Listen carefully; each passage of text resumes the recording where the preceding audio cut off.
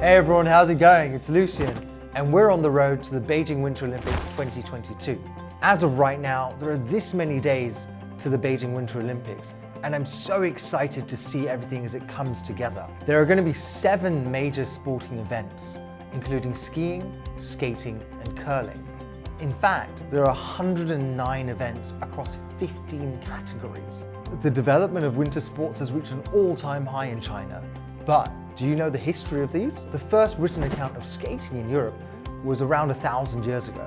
But ice and snow sports have had an even longer history in China, dating back to around 10,000 years ago, originating in the Altai Mountains. Perhaps it's from here that the Chinese saying, "human skiing originated in China," comes from.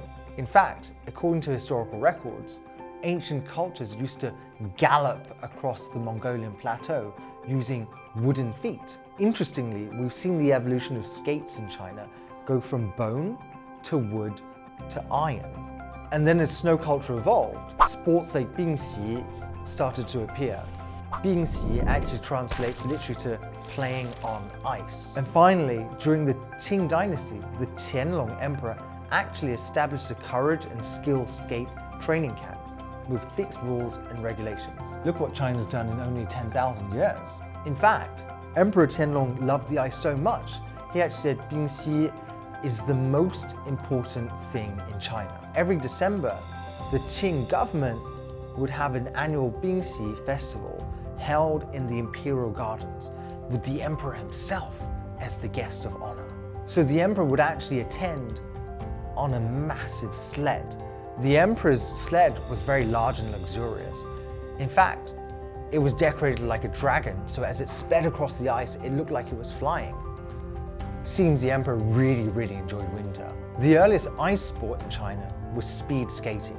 All athletes were soldiers, and they would sprint across 3 miles of ice to get as quickly as possible from their starting point to the emperor's side.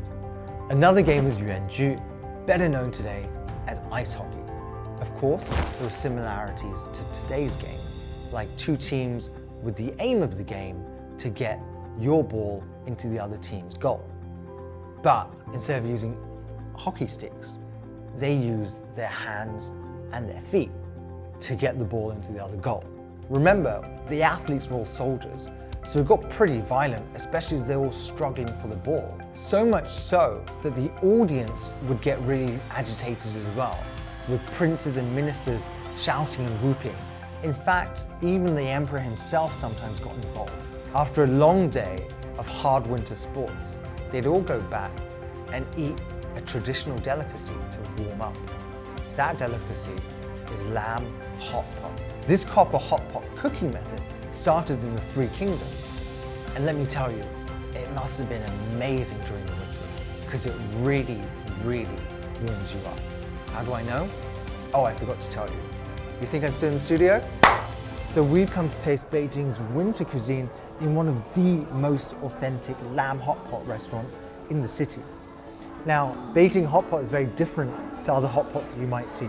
So we start actually with this, the pot itself. Normally, it's one of these big flat pots. This one is like a tower. You see the soup here? This is clear, right? And all they put in is like some onions, some goji berries, a little bit of ginger, not much, because the flavor of the lamb is so strong and so delicious that you use the lamb's own flavor to carry the meal. And then you actually see the different cuts of lamb here, right? So it's divided between very fatty, a little bit more fatty and less fatty, because the flavors are actually all so different. So one way of checking that the lamb is really good and fresh is making sure that it's very sticky. It shouldn't lift off too much, it should actually stick. So I'm actually going to take my chopsticks and just stick it in with this meat here and see if it works. So here it should actually be like, fairly sticky, right? Wow. Look at this pot. And it's so nice. So in a second, we're going to start eating, but first let me show you exactly what the dips are made of. And it's super simple.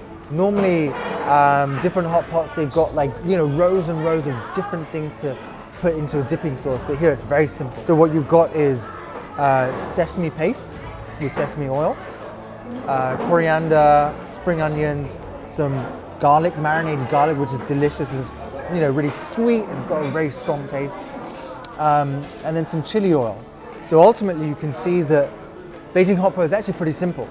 Strong flavors that stand on their own, and when you combine them together, they come to form a very solid base. But the reality is that any of these things as a meal, as a flavor, can stand on its own very well. One thing that Beijing and the north of China generally is very famous for is strong flavors, right? So you have the garlic, you have these strong meats, you have these strong chili tastes. So this is a very, very typical northern Beijing meal. So there's a couple of really interesting customs with Beijing Hot Pot specifically. So when you're putting the meat into the water, into the soup, you shouldn't let it float away from you.